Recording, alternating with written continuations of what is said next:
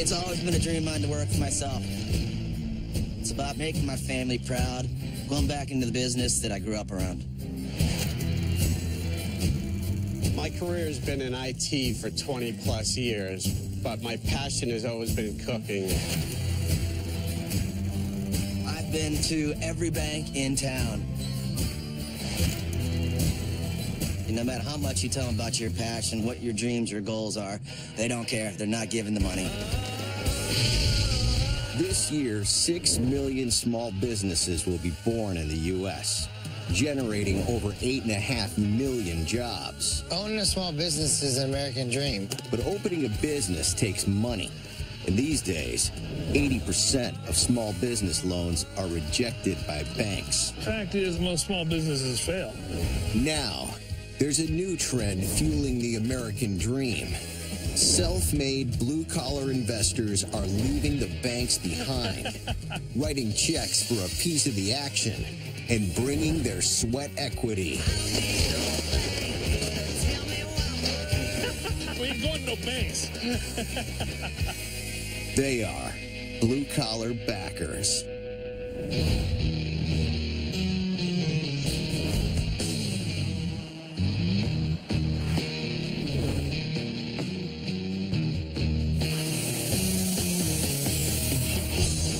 For now, I want to get that repetition back up. Let's get it. I'm Camera Davies. I own Cruising Kitchens. We build mobile kitchens, offices, bars, barber shops. If it's got wheels, we can build it. Right down, buddy.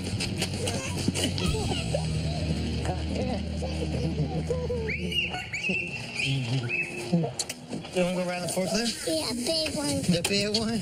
Yeah, the keys in it?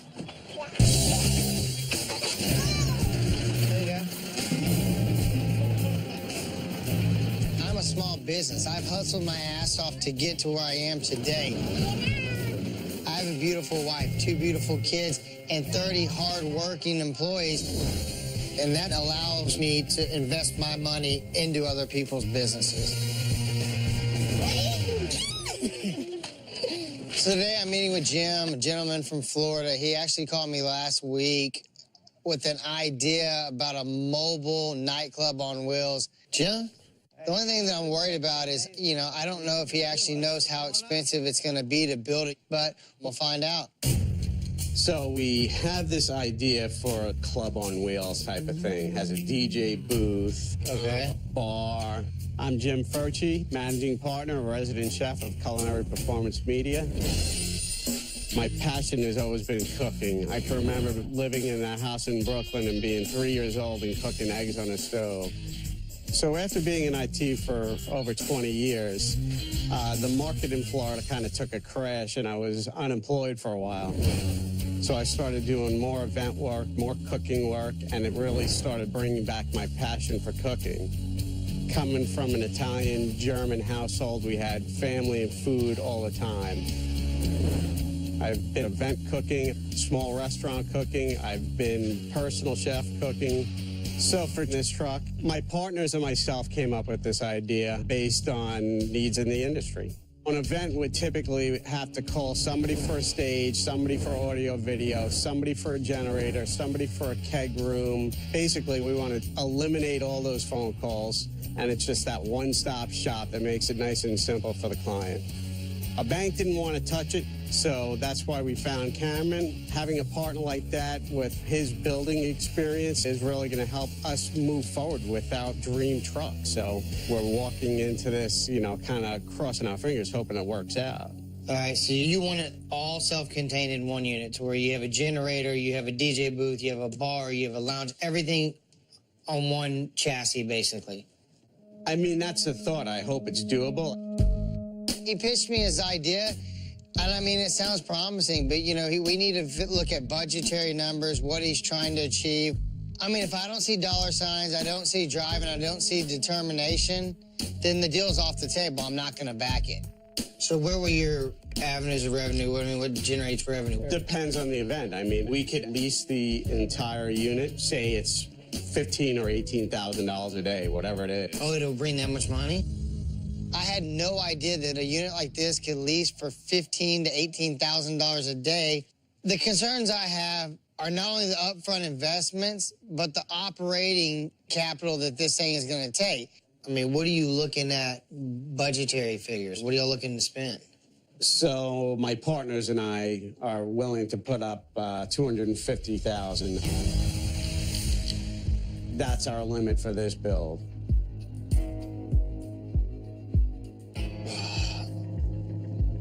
I mean, by the time you take into consideration all the components this thing's going to have, I mean, I'm thinking double that. I mean, you got to take into consideration audio, video is going to be over 100 grand. You have the keg room, the DJ booth, the lounge, lowboy trailers. I mean, it's going to take a generator the size of a house to power this thing. It's just going through my head. I'm trying to concept, how we would do it. I'm really thinking about diving into this investment, but I have to be very calculated. I'm a small business. I can't jeopardize my company jumping into something like this. But at the same time, I love your ideas. You sound like you know all aspects of this business. I will do my research. I will come up with the best solution. I think right now it's a lowboy trailer with a container. I actually have a shipping container here. It's a 40-foot container that I'd like to show you. Well, let's go kick some tires and check it out. Let's go check it out. If I'm going to build this unit and I'm going to partner up, it has to be something durable, and the container's the best option. Container would be here. You'd have like a DJ booth here, and then on that front wall would be where we do a keg room to house 8, 10 kegs or something like that. Yeah, I just don't want that feeling of being trapped in a container. I want this thing fully opened, maybe some windows on it, some TVs in it. I'm really thinking about backing Jim's project. The market for this thing can be weddings, music festivals, corporate events, each of which are multi-billion-dollar businesses. If I decide to do it, this build's going to cost about $500,000. So that means I'm going to personally have $250,000 invested, and that's scary. But at the same time, we'll share the profits 50-50. And Jim estimates that it can book for about $16,000 to $18,000 a day. It's going to be the most money that I've ever invested, but the profit margins are through the roof. Look, if the numbers match up, let's shake hands. I'm a handshake agreement type of guy, and let's get started. Let's rock and roll. All right, bud.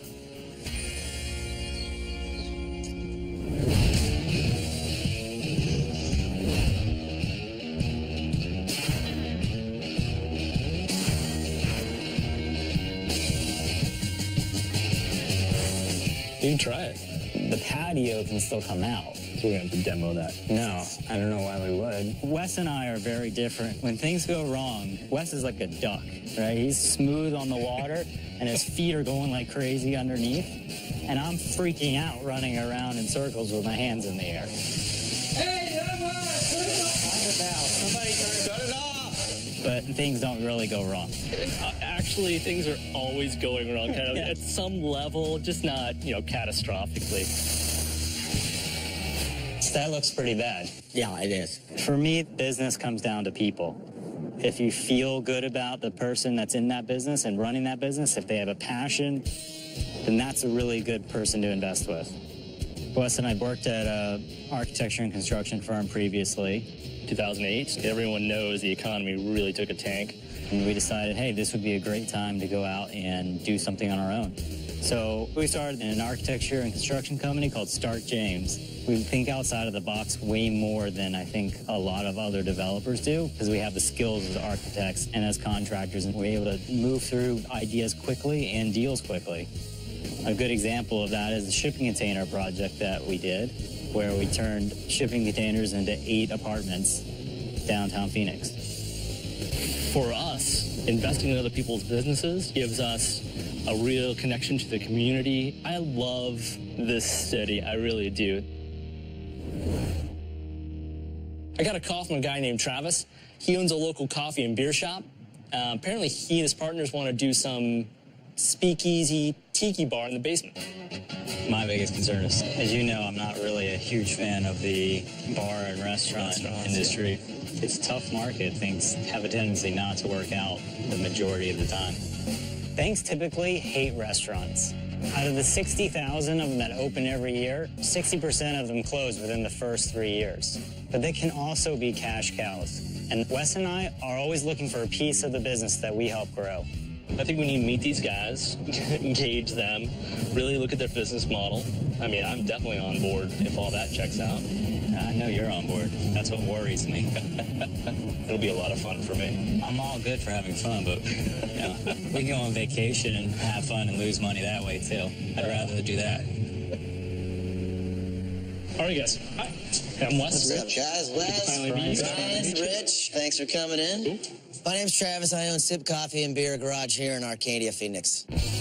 We are a craft coffee and beer shop.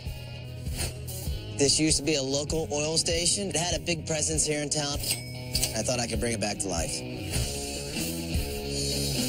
Business is going very well so far. We're not complaining. But when I first saw this building had a basement, I always wanted to open the coffee shop on the top floor and open a bar on the bottom floor.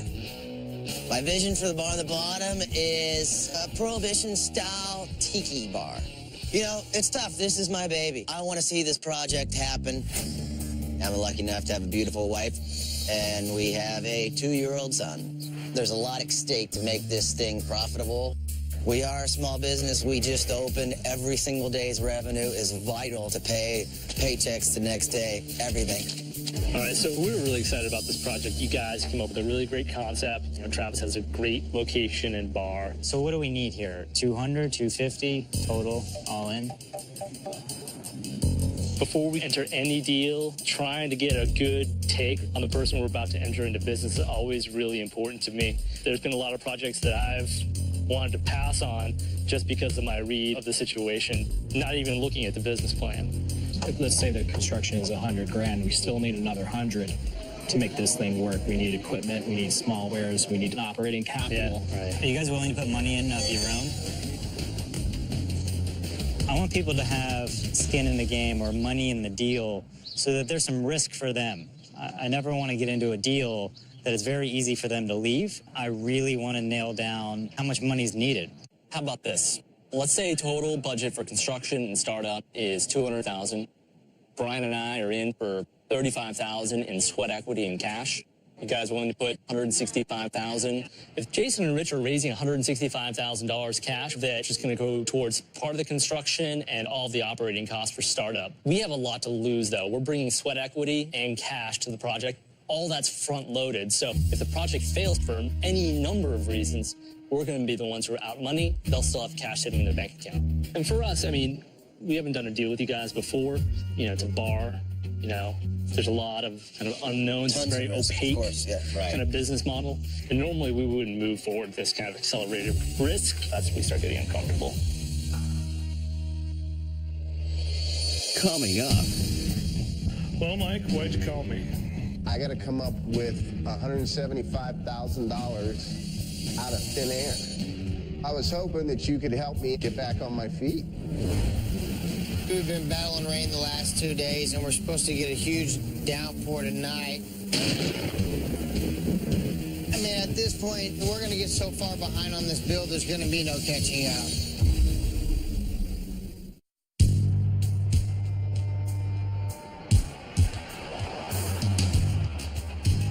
Total budget for construction and startup is $200,000.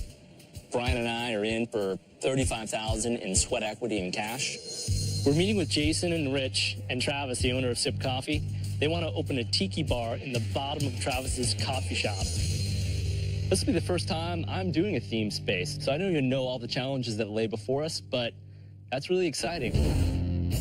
A themed restaurant, if done right, can really provide patrons with a one-of-a-kind experience, and that's incredibly valuable.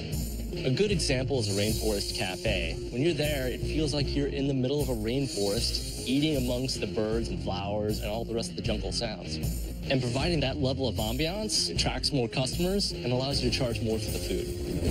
But to create something like that for Travis isn't going to be cheap. What's your expected operating hours? I'd like to do 5 to 12 Wednesdays and Thursdays, and then stay open until 2 on Fridays and Saturdays. Yeah. If we're staying, there's 40 butts in chairs, and we could turn that room 3 to 4 times a night. Our projections are around just over $1 million. This deal could be a really good deal. And like any deals that are great, there's some risk. So we wouldn't want to be the all-in investor or the majority investor on this. What we do want to do is we want to bring cash to the table, so we're committed, and we also want to bring our sweat equity, which is the fees we'd be charging for architecture and construction. We're not greedy. We're not looking to be managers, operators, or any of that, right? Hopefully when I come here, somebody knows my name. That's all I care about. Start. One free cocktail. Yeah. The deal is we're going to be bringing $10,000 and then putting in an additional $25,000 in sweat equity. They're going to be responsible for raising the rest of the money. For that, we're going to get a 7% stake in the company. They expect to gross about $1 million in sales, and we're hoping that we're going to net maybe $200,000 to $300,000 in profit out of that. So we're going to be getting anywhere from $14,000 to $21,000, $22,000 a year. We're going to be profitable in this job after about 1.5 years. I mean, it's pretty much just that simple. Yeah, pretty straightforward. Good enough to get us going forward, huh? I think so.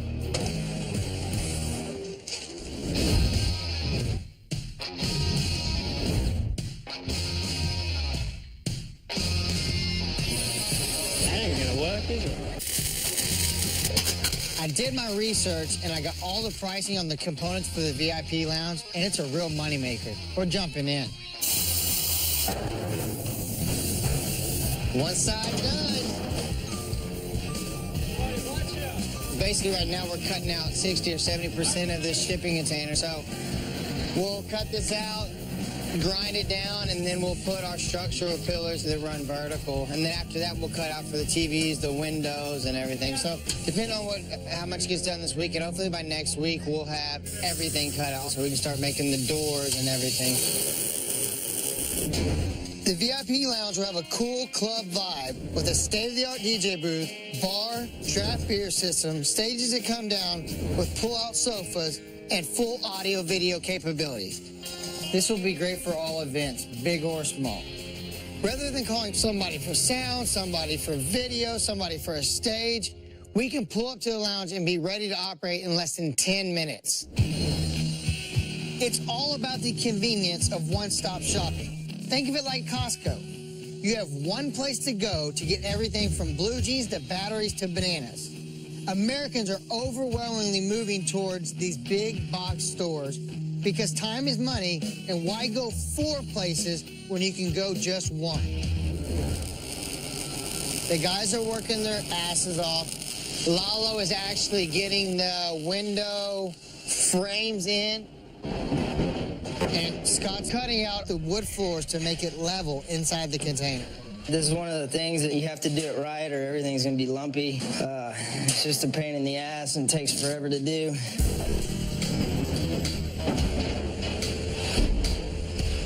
Scott's making good progress on the actual structural part of the floor, but we need to start running all the channels for keg lines and electrical HDMIs for audio video.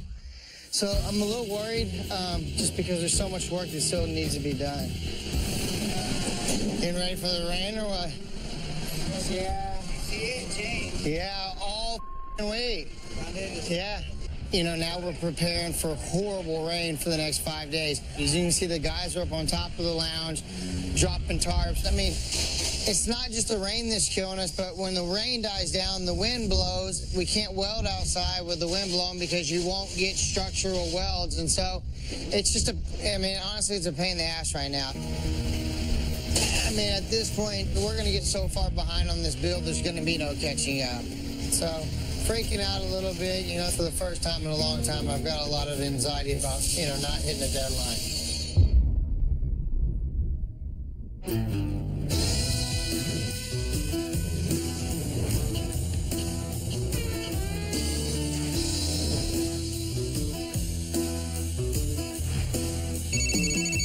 Hello, it's Ron.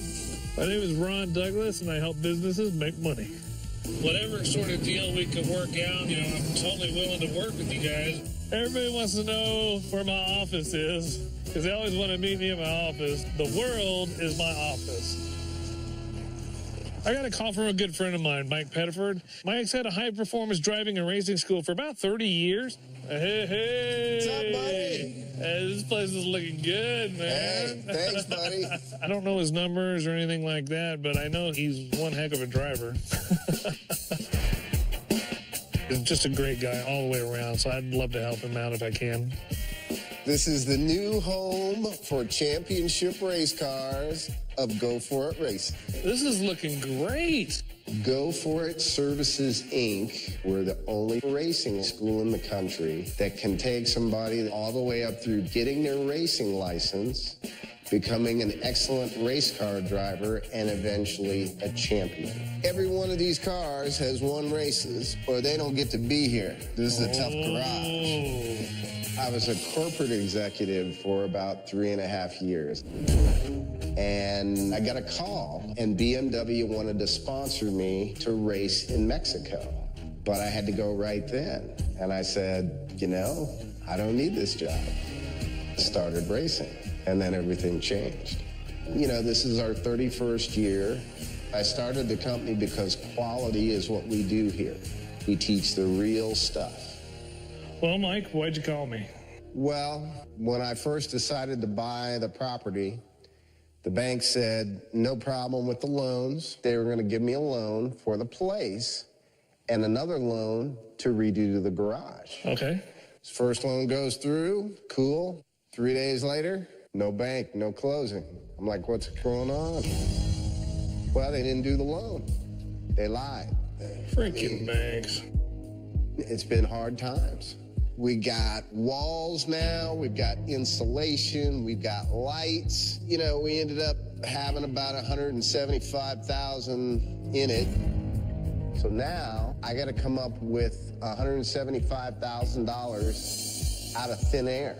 And I've been doing everything. I maxed out credit cards, I cashed in life insurance. I mean, anything I could do to get money. And I don't like being in that position. I was hoping that you could help me out to get back to where I kind of started before the bank lie and, you know, get back on my feet.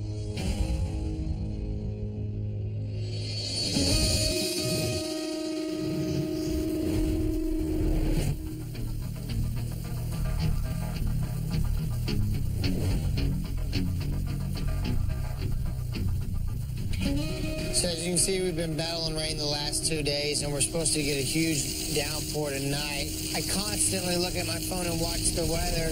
I mean, it's a lot of weather elements that we're battling right now, and they're actually winning. So the hydraulic came in? Yeah. God, this weather sucks, man. It does. So all the hydraulic controls for the lounge just came in.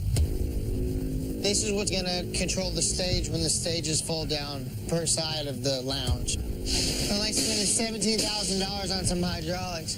That's as much as a car costs. Yep. We build our units to last a lifetime, and that's why we go with the best. Once you take in consideration the hydraulic lines, all the rest of the fittings, the actual control module and everything, we're going to be about $40,000 to $50,000 in the hydraulic system. It's not going to be good if we don't get this thing built and built on time. We're talking thousands upon thousands of dollars that we could lose. You know, the initial build was supposed to be 10 weeks. I've got Jim flying in next Thursday. There's no excuses. Rain, sleet, snow, or hell, I got to get this beast done.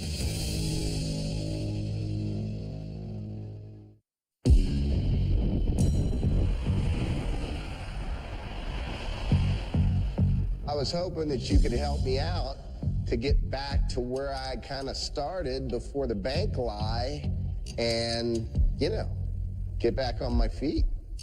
So a good friend of mine, Mike Pettiford, called me down here. He's got a racing school, and Mike's telling me his issues. You know, the banks don't want to give him a loan, and he needs some help. The biggest red flags that I can see right away is he's got lots and lots of overhead. That's very stressful, and I'm not sure how he's been able to do it this long.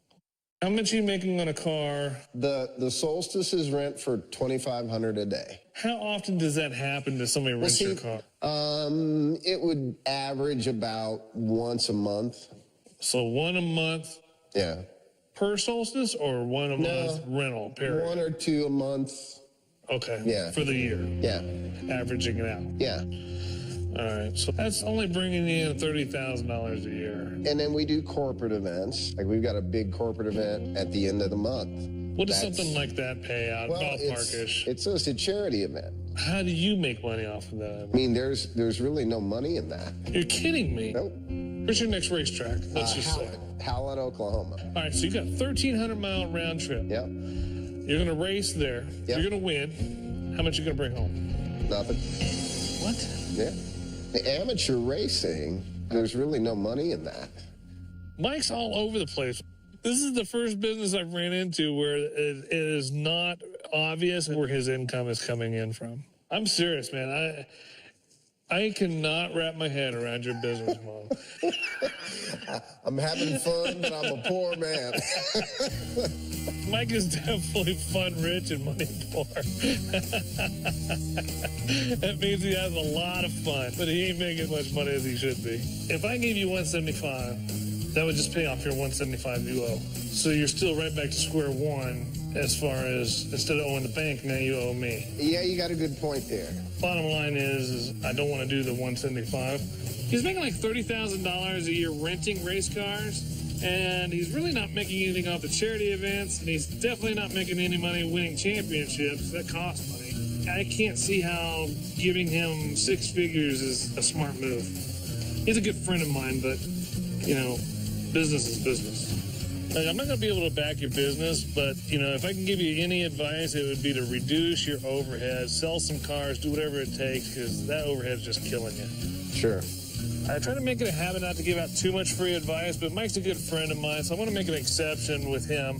You know, I'm not going to be able to back him, but I think I can still help him. I guess I understand. I appreciate you coming out and, you know, hearing my story. Did you want to hear any of these bad boys fire up since we're here? You know what I'm saying? I love hearing sexy run. Oh, yeah. Oh, yeah. What I'm talking about.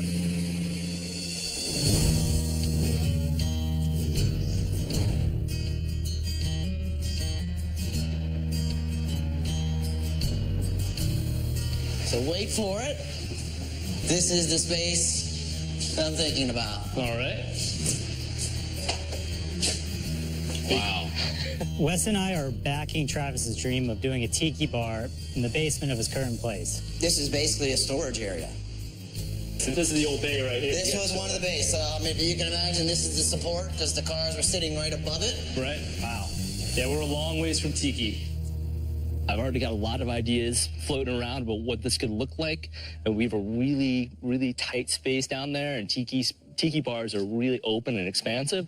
So finding out how to deal with that is going to be a big challenge. So obviously we have things we want. Of course. I'd probably say concerns. The posts essentially taking up a lot of the room. I already know what the space looks like. It's a small, scary space with a lot of storage, a lot of stuff piled up. My biggest concern are these pillars. I want them gone. How structural is this? I mean, could this go away? Are these I-beams enough?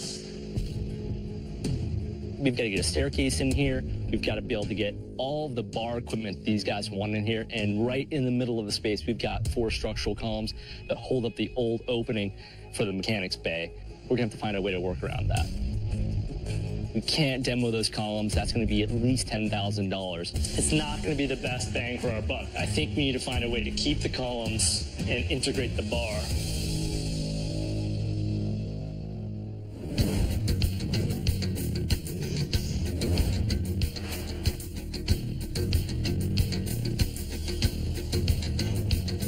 So we finally have some good weather today. We were lucky that this is a steel container, so it didn't get damaged by the hail, but it is pushing us back a bit because it's soaked on top, soaked in the keg room. But, you know, we've battled the elements for 6 weeks now, and we'll continue to battle them. We got the DJ booth covered in 4x10 pieces of thick 1/8-inch aluminum on the outside. We're not in Holland, and I don't like hot beer. So Scott's double wall insulating this keg room. This room is very important because the profit on draft beer is about 80% right now. This is our moneymaker. It's like an ATM. It just keeps spitting out cash and cold beer. The good thing is all of our electricals run, so our beauty wood panels can start going in. The problem is Jim is actually on his way here right now. I'm sure he's going to be worried about where we're at this point. Jim has this lounge booked for Float Fest, which is one of the biggest events in Texas, 3 days after our due date. There's going to be probably 15 to 20,000 people there, and now I have to come through on my end. Hold on. Let me just soak this in for a second. Seeing the truck for the first time, I was like, what the hell is that? It just looks like it was dredged up from the ocean. I'm worried, like, where is this money going at this point? How are we doing on capital? Where are we at? What's the spend on this so far? I would say at this point in time, probably about 320 into it. Between the lowboy trailer, the generator, the hydraulics, the audio, video, materials, and labor, we spent a fortune, but it's gonna be worth it. Okay, so this is the DJ booth. This will house your DJ here. Right. This right here will be your 30-inch door to enter your keg room. We want to be able to fit 8 to 12 kegs in here at the same time. And then we're going to have steps here that are housed where you don't even see them, where you pull them out, and then you walk up into your keg room. After we started walking through and he was explaining where all the money was going, you know, I could see the vision. I could see when it's done, it's going to be amazing because it is a first of its kind. The design and goal to this is a 10-minute setup. One person, 10 minutes can set this thing up. Pull it in, roll it up, start making money. Yep. Now it's just having the weather cooperate with us and then getting some extra guys in here this weekend and trying to get caught up. He knows we have a lot of money tied up in this. If he has to get people in here over the weekend to get it done, he's got to get it done. Coming up. Another marathon here.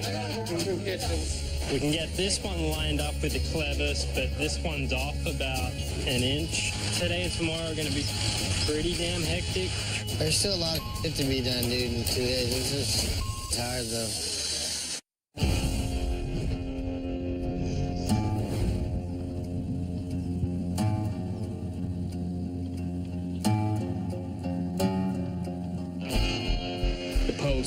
Essentially taking up a lot of the room. Could this go away? Are these I-beams enough? Brian and I are meeting with Jason, Rich, and Travis, the owner of Sip Coffee. For this project, we're going to do a tiki bar in the basement. And right in the middle of the space, we've got 4 structural columns. The guys really want to demo those columns. I had a lot of problems with that. I think we need to find a way to keep the columns and integrate the bar. This might be way out there. I want to put the bar in the middle of the room. Putting the bar against the back wall, it's not going to give us a lot of surface area. It's going to actually, I think, minimize the amount of linear footage of bar we have.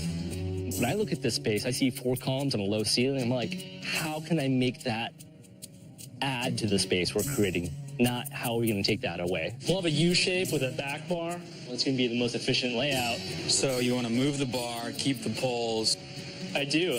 Wes really trusts what he does, and it's really hard for a lot of people to just step back. Just trust me. Hey, here's a bunch of money, and show me at the end. Yeah. And so Wes doesn't. Let me tell you something. It'll turn out better every time if they just do that. If we can turn this into like a feature of the bar, we spent less money and it makes it feel better, right? Okay. Instead of putting the bar just against the back wall, I'm going to create a U-shaped bar so the guests can seat all the way around it. That's going to give us at least 40, 50% more guest capacity around that bar. By doing that, we're going to have a lot more interaction, not just between the guests and the bartenders, but between guests themselves. And the more people are able to interact with each other, the longer they're going to stay and the more they're going to drink. That's going to really create a better bottom line for Travis.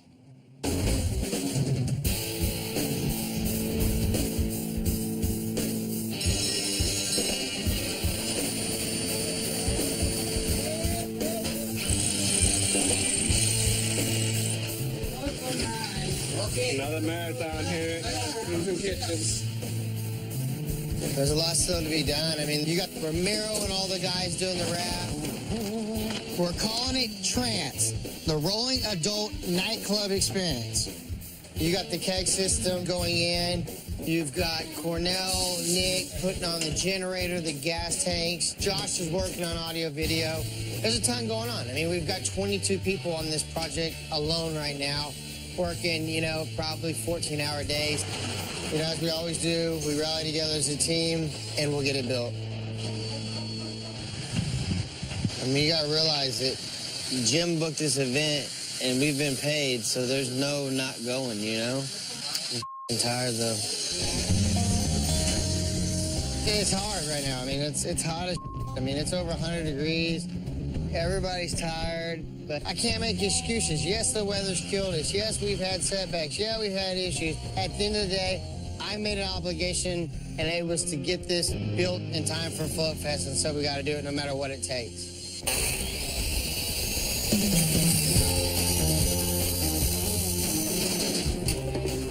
I cleaned it last weekend, but we're busy. You can see this container right now. We still have a ton of work. It's by no lack of effort. My guys are here busting their ass. We will get it done.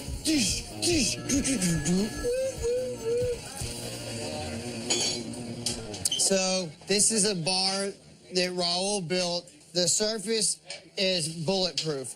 It's heated and then pressed, they said, so it will never dent, scratch, or break. The goal behind this unit is to have it on the road at all times, so it has to operate as well as it looks. We can take this unit anywhere, but to really maximize our profits, we want to book events close together. This is called concentric marketing. If the next event is 1,000 miles away, that's 10 times the transport cost of booking it 100 miles away. The closer we can book events together, the more money we can make. The biggest hurdle right now is the folding stage doors. We got the frame on. We just got to get the hydraulics working. We got some air in the line of the cylinders.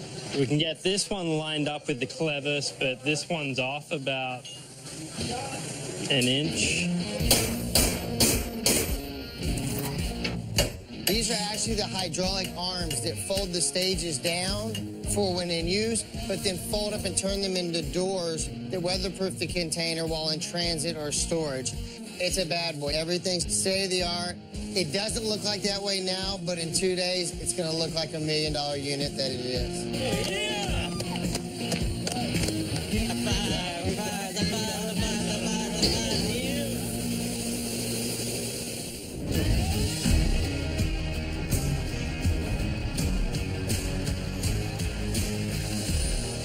Are you guys all set?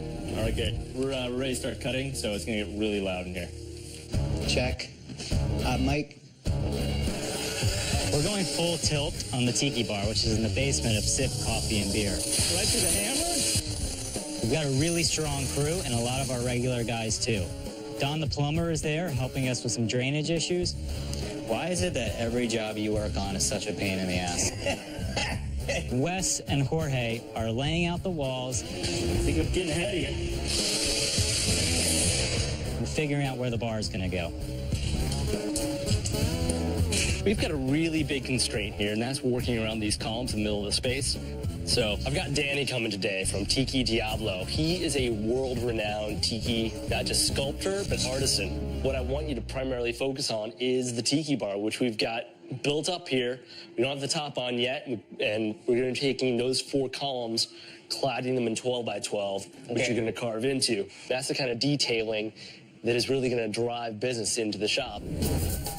A tiki bar is actually not Polynesian. It's the American interpretation of what Polynesian culture is. The sailors and the soldiers coming back from World War II, they saw the beauty and the simplicity of Polynesian life. And when they came back to the States, they brought those ideas with them.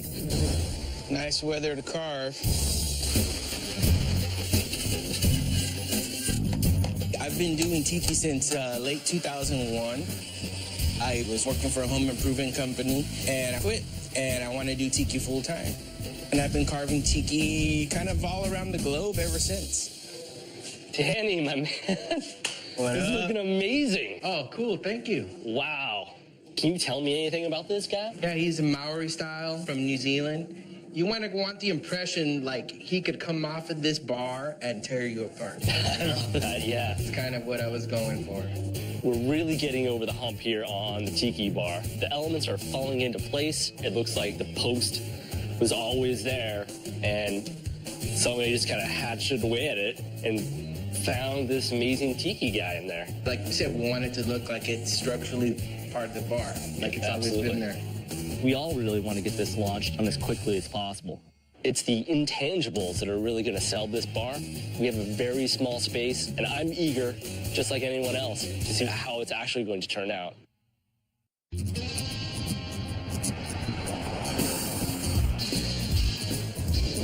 A few last-minute touches here. Get ready for the opening, and hopefully we'll get it all done. We are doing a tiki bar, and we've got to have some net floats. These are a staple of tiki bars across the world. And I don't even know what this guy is, but it's amazing. Kind of like this is actually a real Polynesian short sword. Polynesian fish trap. Nice. That guy. These details, along with the hand carving at the bar, are really going to drive home the tiki theme and really affect Travis's bottom line. The average bar patron spends 2 hours in a bar. We're hoping this immersive storytelling and experience is going to keep them around for 3 hours. And it's also going to allow us to charge more for the drinks. People aren't going to catch stuff like this the first time they come to the bar, but it's a small detail that will keep people coming back and seeing more every time they do.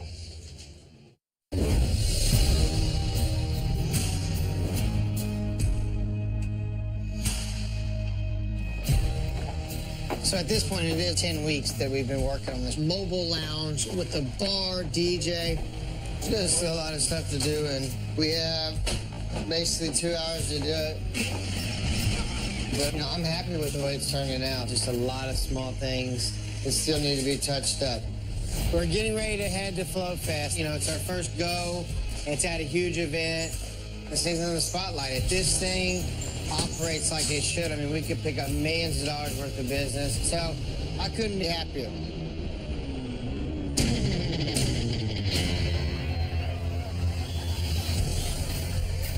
We've arrived at Float Fest. Trance is in place. Jim has just arrived. He hasn't seen the unit yet. So I'm gonna go show him the unit, crank it up, see what happens.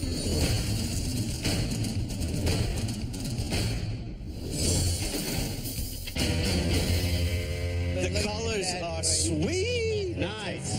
It's time to get this thing open. It's as simple as this. This is a hydraulic pump. Turn it on. Down. 2 5,000-pound actuated arms, hydraulically controlled, just like that. Awning's just as simple. And this cools it down probably 30 degrees having this awning. It extends over the whole thing.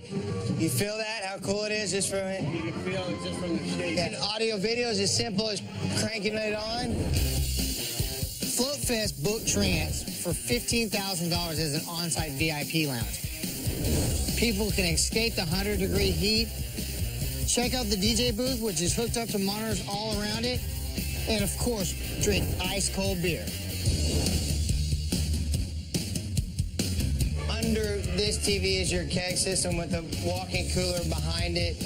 We tested the other day, it was at 30 degrees, and it was 107 in San Antonio. So you have bartenders back here, you know, all full keg spouts. And that's perfect. I mean, it's got that killer club vibe. Looks freaking great. I mean, it's unbelievable. I can't wait to see this in action.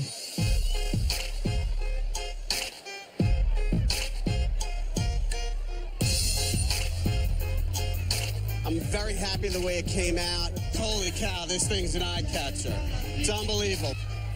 This is exactly what we built this truck for. I mean, this couldn't have been a better event. Jim got this booked for $15,000 at an event in our own backyard. The transportation costs are minimal because it's so close to home. So we should walk away with a profit, $12,000. We killed it. There's 7,000 people here and probably 3,000 have visited Trance. So it's been an absolute hit. I like to invest in things like this because I do have my own sweat equity. I know how to build anything. And at the end of the day, this is the largest investment I've ever made, but it could be the most profitable.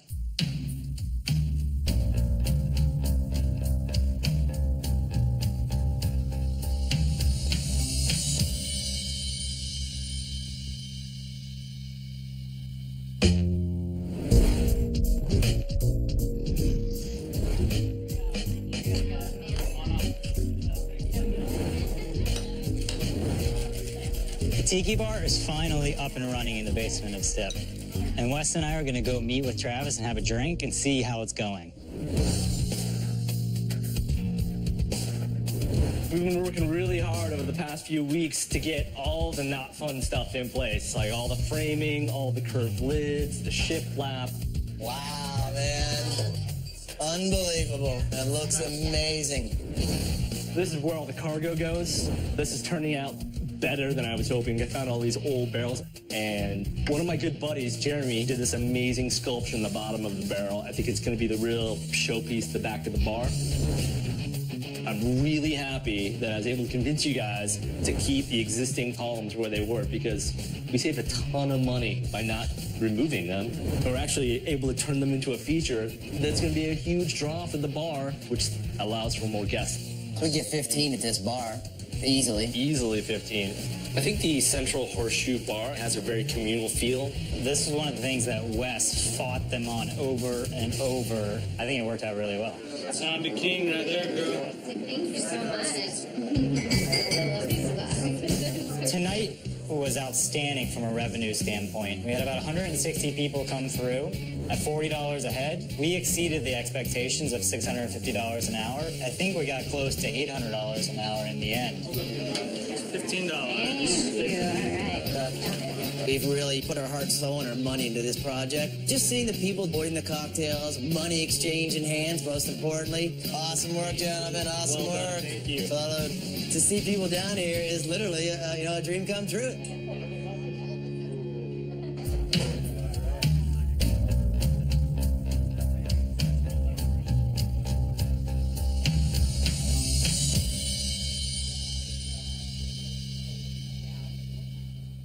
So if I can make miracles happen, we got a deal? Perfect.